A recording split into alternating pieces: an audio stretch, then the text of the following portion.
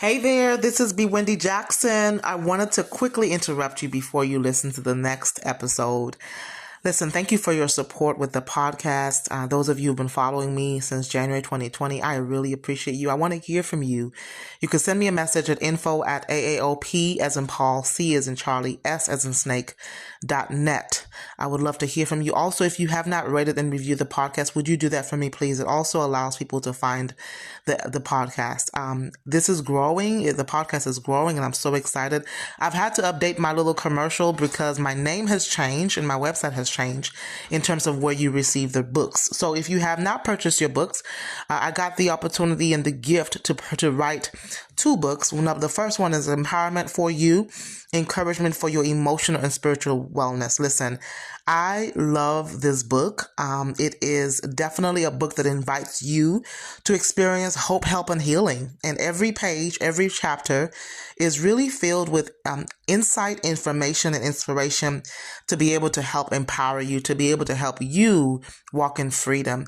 I include specific practical tips to help you take charge and take possession of your thoughts and really just control your behaviors or impact your behaviors and impact some changes in your life, cause some changes in your life. And then the second book is Empower to Empower Your Reflection Workbook. Love this book as well because it's based on specific podcast episodes where you listen to some episodes and you are able to dive deep into some reflection. I give you some prompts so that you don't have to wonder or think about, well, how do I start to reflect? What do I even write? The prompts are already provided for you. Isn't that awesome? So there are also blank pages for you to journal or whatever you want to do, right? And so I just invite you. You can go on Amazon and just look for B. Wendy. So I don't want to cause any confusion. My maiden name is Bob. So people have known me as B. Wendy Bob for so long. And then July 2022, I was blessed to be married. And so now I'm B. Wendy Jackson. So Amazon, you could just search for the books B. Wendy Bob, and you will find those two books come up. If you have any questions, you could email me. You can also find the resources on my website, AAOPCS.net. That's AAO, P as in Paul, C as in Charlie, S as in Snake.net. Listen, I look forward to hearing from you. May the the books continue to add value to your lives. I'm really thankful for this opportunity to just encourage people all around the world. All right. Enjoy the next episode and have an amazing day on purpose.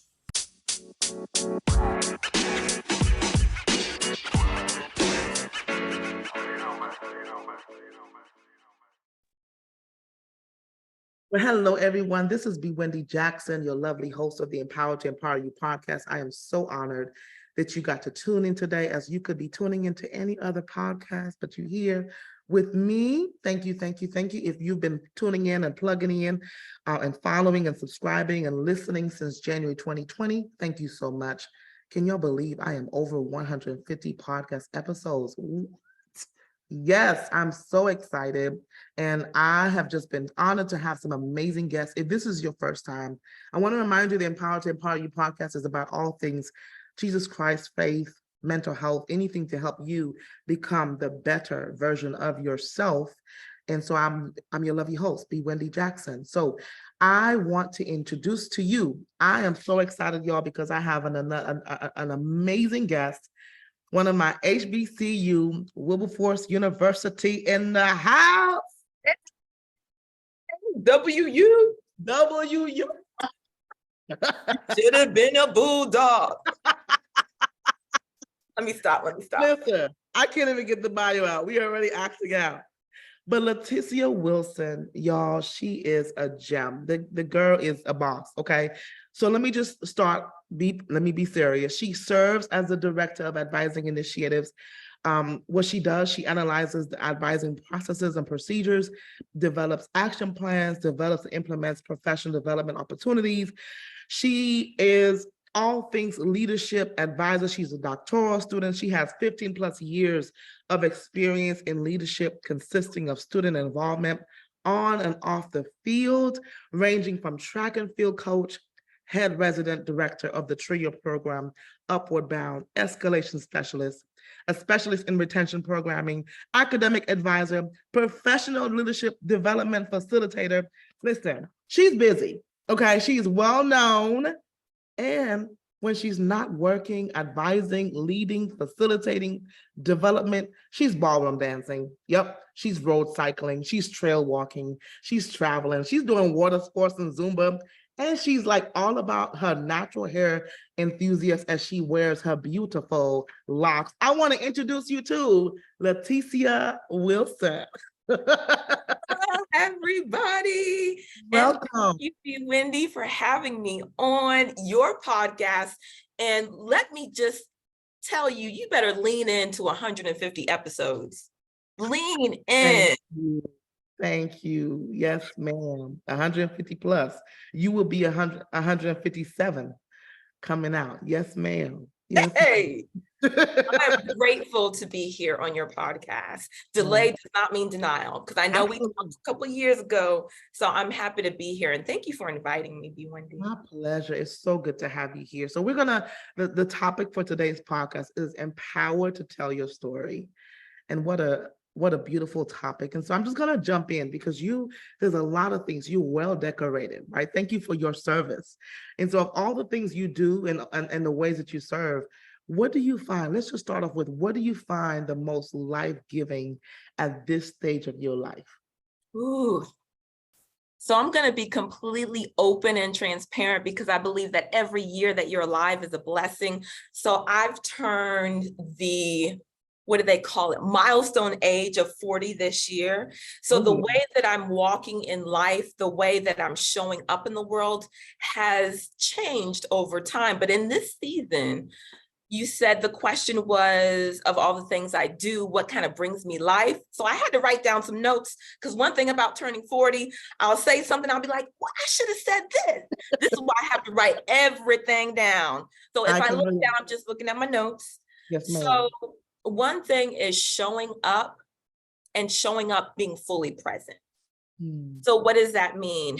Previously, when I was in my teens, in my 20s, or even in my 30s, which was not too long ago, right. Don't get it twisted, which was not too long ago, I used to always do things, but my mind would be at, what am I going to do next? Where am I going to go in the next year? Where am I going to go in the next 5 years? What about what happened in the past? I was never in the present moment. And so as I age, just like wine or just like anything that needs to be cultivated or groomed, I said, you know what? The present is a gift from God. So why aren't I in the moment? So rather I'm with friends or with family members or with people that I adore, whomever I'm with, I want to be fully present. And that's what really fills me up. And how does that show up? For Christmas, my family and I, everybody has different roles. Some people live different places. And so instead of giving gifts, we say, let's make memories. Yeah. So we go somewhere different every Christmas. So it might be Hilton Head, it might be Orlando, it even might be Ohio, where I'm originally from. As far as my friends, we all have different jobs, we all have families. We're intentional about spending time together by saying, we don't just want to do FaceTime and LinkedIn. Let's set up a time when we can meet, so we can just have that time together. And the last thing I want to say is giving myself permission to rest. Yes. Wendy, I was in this mode where I was just like, okay, I gotta do for work, I gotta do for others, I gotta do for everybody. But then I felt like I was completely spent. And so I said, you know what? I have to rest to be my best. And so that's what fills me up now, is saying no, or maybe not now, so I can rest. So that's what fills me up now. Well, it was nice having you on the podcast. This was the 3 points for today. Or we could end now. Done. That was easy. That's it. I mean, I love what you said. Showing up, being intentional about how you show up, being presently engaged. And I love how you said this. I don't know if that was intentional rhyme. I see you got some rhyme. You rest so that you can be at your best. That's beautiful. And And I can relate to all of those things because I too am very driven, and it's very easy to be on this like, okay, we got to do this. We got to get the list done. We got to get the list made so we could get the list done. We got to, but it's so important to pay attention to what we need and what's needed, what's the most important thing at this point of our lives. That's so good. So talk about your journey of becoming empowered to tell your story. And I love how when we were talking offline, you said you had a TED talk on allowing yourself to unmute. I don't know if you want to jump into that, but tell us about that journey. I can't wait to talk about it. Thank you for that question, B. Wendy. Just to unpack that, like I said, since I'm 4 decades, years young, not years old, but years young, I feel like that has evolved, right? So my TED Talk was about the double Dutch theory, finding your space to unmute. So rather that be with family members when you're the youngest and you have elders in the room, rather that might be at church when you're trying to facilitate a new program in church and people are talking about, well, this is the way we've always done it, while you are in the workplace. And while you may be a millennial or Generation Z or even a baby boomer, and some people are older or have more experience, how do you find the gumption or the unmitigated gut to speak up and give your perspective? But who's involved in that? It's not only you, but it's the community of care, right? That community of care are people that you're surrounded by, people that you're in communication with.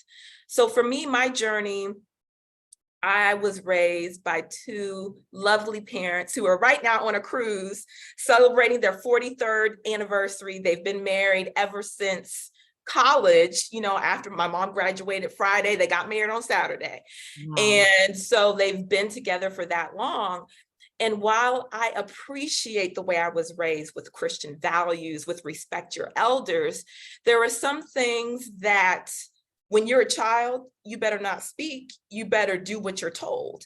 And that's just out of respect and by culture. But as I grew older, and then I went into the workplace advancement, it became kind of like a hierarchy of people, right? So the people that had a junior level position, if you were in certain spaces with higher level people, you were said to either relay your message to your next supervisor or wait your turn. And so I had this mentality of a hall pass mentality. That's what I've coined it, when you have to raise your hand and ask if you can speak. And so I had to retrain my mindset on, now that I'm in a different phase of my life, now that I have different experiences, now that I've had the education, also the life experience, I have something to say and it should be valued. So that's what brought about my TEDx talk, but also I call it the awakening of these USA, our culture, with the George Floyd murder and all the other murders that happen, and the social injustices, the political and racial tension. It became more apparent that our voices as minoritized populations needs to be heard and needs to be valued.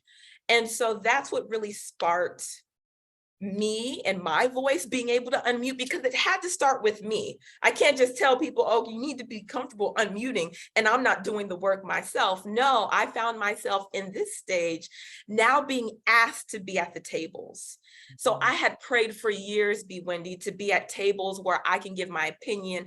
I could lead the charge at work or in nonprofit organizations. And finally, I was called to be at those tables. But not only was I called to be at the tables, but I was asked, what's your opinion, Leticia?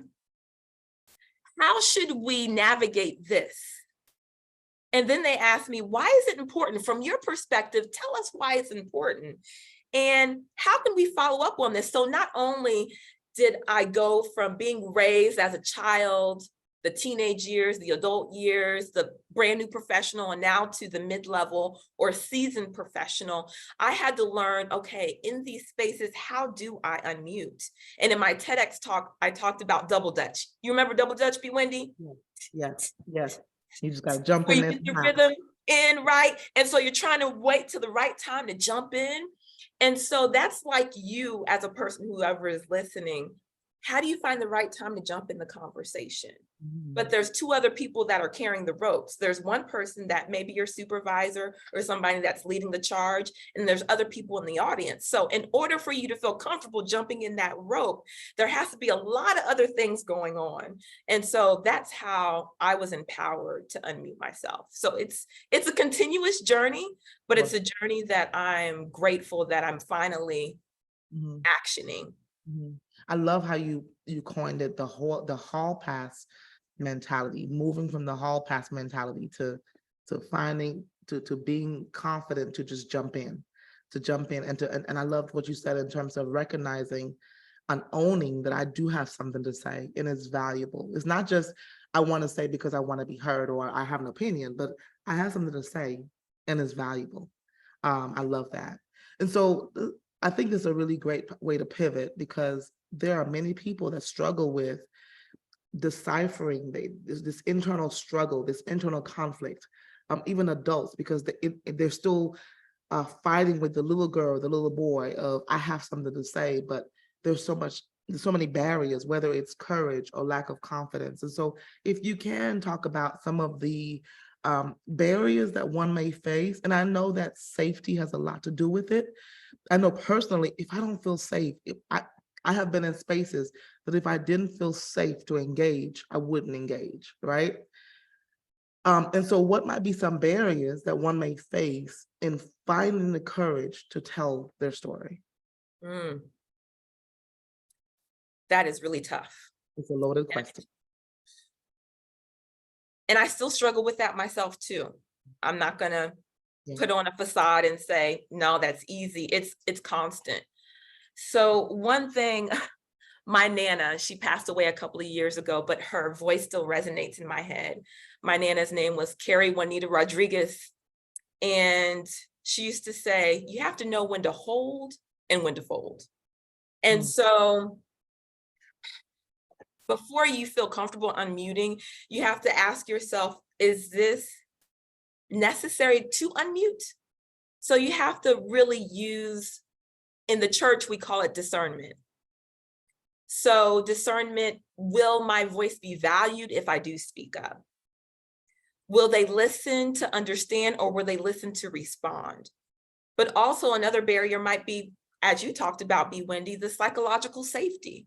You might not feel comfortable in that space. It might be because you're new. It might be because you're not even familiar with the environment that you're in. And I'm doing this because it just may feel uncomfortable because you're kind of reading the room. You're reading or doing an environmental landscape, what they call it in literature. And so you just might not feel comfortable speaking up just yet. And that's okay. But another barrier, I want to be honest with you, is while you might have the psychological safety, you might understand that your voice is valued, you don't know if there'll be any follow-up. So you don't want to expel your energy unnecessarily. And so I say that to say, please use your discernment and protect your energy because sometimes it's not always necessary to unmute. It's more powerful to listen. So you have to use your mind, your body, your environment, that's being good. in a couple of meetings or sessions to really gauge when that time is to unmute, but also recognize that your voice matters. Because I know I've been to a lot of different trainings and I've had a lot of different mentors and sponsors, and they always say, have somebody that's a mentor that's 6 years old and 60, which means that we can learn from anybody, no matter what their cultural background is, their age, their religion. And so I use that when I'm trying to unmute, thinking about all those different pieces, the psychological safety. Will it matter if I speak up and will it actually be followed up on? And are they asking or am I contributing to the conversation? So it's a lot to think about, but those are potential barriers, B. Wendy. No, that's good. And something I thought about as you were speaking is just because you may not be able to speak in the moment does not mean that your voice doesn't matter. And I think we have to be careful what our narratives are, even in those situations, because we may have context, we may have history that when I've tried to speak up before, this is what has happened and hasn't been pleasant. or has been negative because the person didn't listen, or because the person dominated the conversation, or because maybe what I shared was shared with someone else. And so I have some distrust, which may be valid. And so I think it is a loaded question because it depends on so many factors. And it depends on experience, relationship. It depends on context. It depends on place, timing. It depends on so many factors. And so it's not an easy cookie cutter approach. But one of my prayers is always, Lord, help me to discern. Because sometimes you're right, the powerful tool is to listen, is to pay attention, is to be wise. And there's a scripture that says, wise as a serpent, humble as a dove. Because I may not have to say it right now. I like how you said you prayed for opportunities to be at the table and to lead the conversations. Those opportunities came by divine intervention. You didn't just make up a table to speak at, or just go bust into the room and be like, I got something to say. Y'all need to let me in, right? Like, that's not how it works. Right. And so I have to, people who are listening, they may be in a situation where, they feel muzzled, but we have to ask ourselves, what are we telling ourselves about the situation? If I'm telling myself, well, nobody cares, nobody matters, well, that's the wrong message. That's the wrong message. That's sabotaging. And so I need to change my message and replace that narrative, whether that's through mentorship, therapy, reading a book, podcasts, accountability, prayer, the Bible, something, all of it, right? Like, I need to change the message. I don't know if you have anything to speak to that. I would just second that motion. Yeah. Yeah. All of that, because as you're a practitioner, sometimes the internal messages that we tell ourselves are the biggest barrier. Oh my gosh, yes. Yes. Yes. And can keep us from even stepping into the room.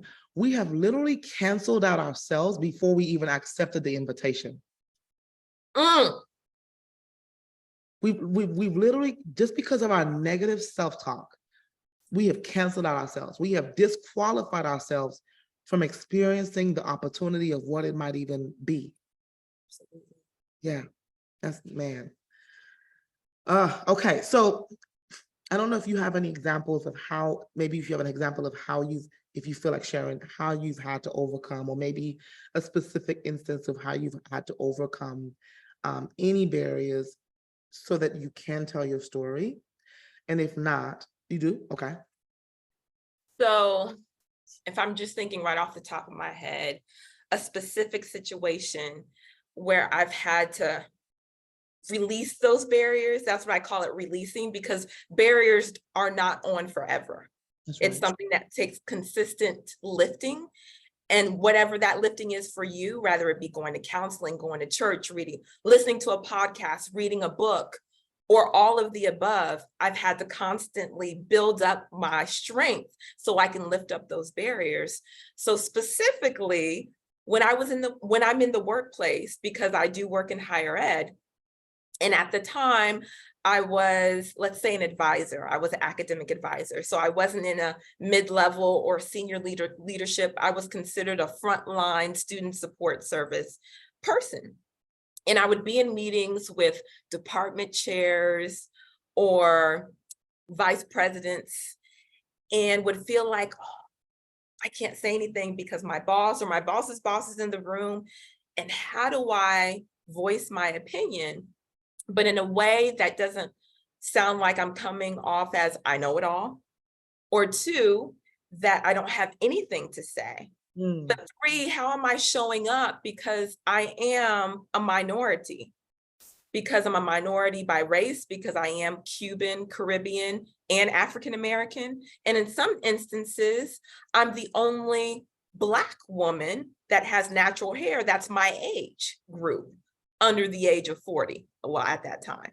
So navigating all the intersectionalities of my own identity and just the hierarchy of different roles, how do I find the agency to speak up in these meetings?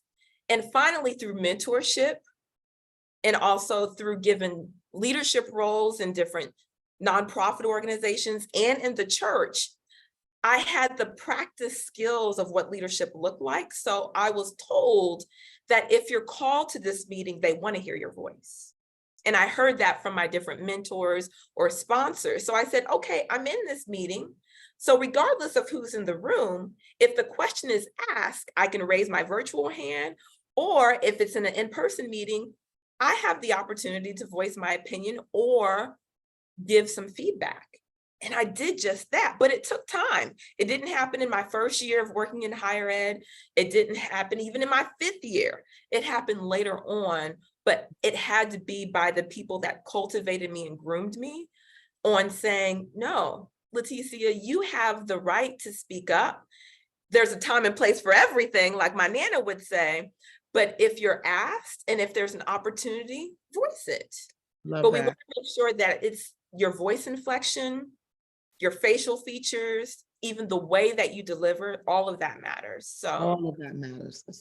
I love that you said that. So let's kind of pivot. What are some words of encouragement that you might share with someone who has a story to tell, whether that's, they want to write a book, they want to start a podcast, they want to complete the next task, but they are struggling with paralyzing fear and self-doubt, and they just will not show up to the table.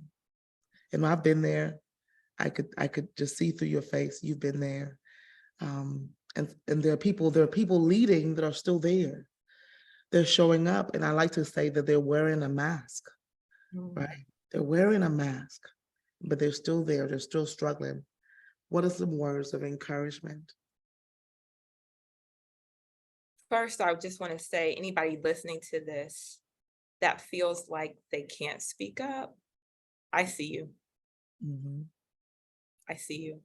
Mm-hmm. And I don't want to say that I have the silver bullet or the magic pill or I have the secret sauce, but what I can offer you is my perspective on what I believe that will help you to stay encouraged or empowered.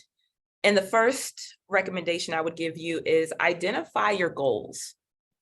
So what does that look like in a month, in 3 months, or in 6 months? So in a month, let's say instead of having your camera off in a meeting or sitting at the back in a meeting, decide to pull up. So that means turn on your camera or manage to sit closer to the front or in the T zone, as we would say, in the middle or in the front, right? And then find out in the next 3 months, is there an organization that I can join that is really cultivating an area that I enjoy? So for me, I enjoy academic advising. So I'm a part of NACADA, which is the global academic advising community. And sometimes where you're at locally, you might not feel comfortable, but when you go outside of that internal circle, you might feel more comfortable, right? So that could be a nonprofit organization because I'm also a part of Alpha Kappa Alpha Sorority Incorporated. And so you can show up in your sorority meetings, or if you're involved in the church, and if you are, like I used to be a Sunday school teacher, and so we would have meetings with the congregation, be able to show up in the spaces that you are comfortable with outside of your workplace. So then you can build that agency or that empowerment within your own desires and likes. And then the second thing that I would recommend for you to be empowered is build your board of directors. I talk about this all the time. Companies have board of directors, and board of directors also means your support team. So let me give you an example, B. Wendy. I have somebody that I revere that's a mother. I'm not a mother yet. I have somebody that I revere that knows the Bible left and right and can quote scripture. I have somebody on my board of directors that's my spiritual guidance. I also have somebody on my board of directors that's in a position that I aspire to be in my professional life, right? So I reach out to them. I have somebody because 40, these pounds have been creeping on me. So I have a mentor or sponsor that's athletically built, but also it's about what they feed their body. And feeding their body also goes to my spiritual guides. So that means for me, my pastor in my church. But also I have friends that if I need to talk to somebody, they can give me an outside perspective. And so all these people are strategically situated in my life. So when I need that support, I can lean on them. But then the third thing I would say is try to, in this process of building out your strategy, try to contribute to the conversation in different ways. It doesn't mean that you have to audibly speak all the time. Sometimes it means after a meeting, you could draft an email and say, I didn't have a chance to say this, but I want to contribute by giving you these points. Or having a meeting after the meeting and recommending to go to somebody that led the meeting and say, do you have 10 or 15 minutes? I want to talk to you about some of my ideas. And that could be in different spaces. So how you unmute can be varied. It doesn't necessarily have to be in a voice, but do what makes you feel comfortable, but also have people that support you in your back pocket. That's good. Thank you, Leticia. That's so, so good. Let's talk about your resources, how you serve outside of, offline. I know that you said you mentioned public speaking and consulting. Talk about that. Yes. That if you can. I love talking to people one-on-one like this, Be Wendy, I'm so grateful for. But I also want to connect with your audience and whoever's listening to your podcast. And people can reach out to me on LinkedIn. And I will tell you, I'm going to be honest, if you try to look for me on any of the other social media platforms, I'm not there because I want to be more intentional with my interactions. So the social media platforms that you can find me on are LinkedIn, or you can find me on my website, which is leticiawilson.com. And I speak at different institutions, at nonprofit organizations, and I focus on just this message, on empowering you to let your light shine, but also team building, building morale for your team, and also specialized talks on higher ed fields, specifically in the academic advising space. And so I would love to connect with you. If you've listened to this podcast and something resonated with you, I want to hear from you. So that's how they can connect with me, Be Wendy, through LinkedIn or through my website. Awesome. I'm going to make sure I put that in the show notes. Is there anything, Leticia, this has been such a great conversation and with you, and you've given a lot of practical strategies of how to unmute, how to speak up, how to show up at the table, how to overcome that internal struggle of doubt and fear and just all the sabotaging, the procrastination. I just love, the strategies that you provided. Thank you so much for that. Is there anything that I didn't get a chance to ask you that that you just wished you're burning to share? Any other words of advice? Any last gem that you wish to leave the audience with? Well, first and foremost, yet again, I want to say, Be Wendy, thank you for having me on your podcast. Pleasure. I want to say to anybody that's listening in or watching the podcast, it might be scary.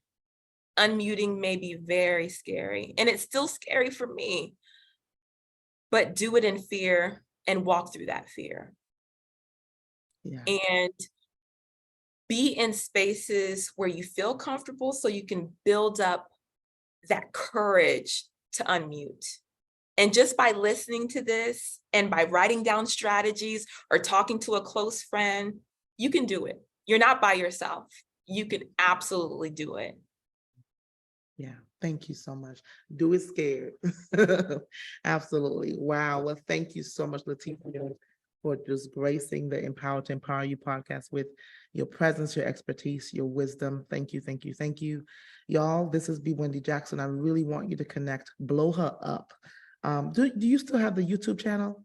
I do. They can find you by Leticia Wilson as well? Okay, great. So Absolutely. blow her up on LinkedIn, blow her up on her website, on her YouTube, and she would be more than willing to connect with you, to schedule a consultation with you.